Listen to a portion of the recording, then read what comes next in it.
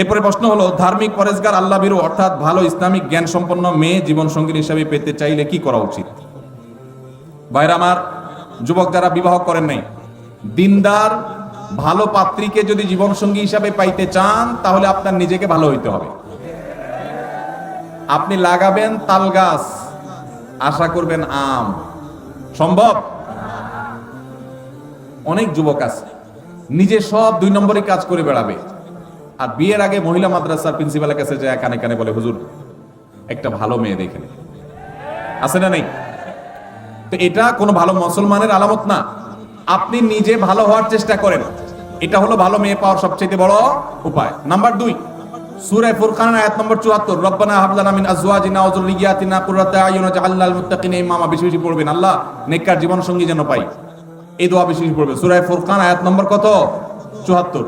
আর নিজে ভালো আমল করবেন আর ভালো নেককারদের সাথে থাকবেন, ইনশাআল্লাহ দেখবেন আল্লাহ ভালো জীবন সঙ্গী দান করবেন।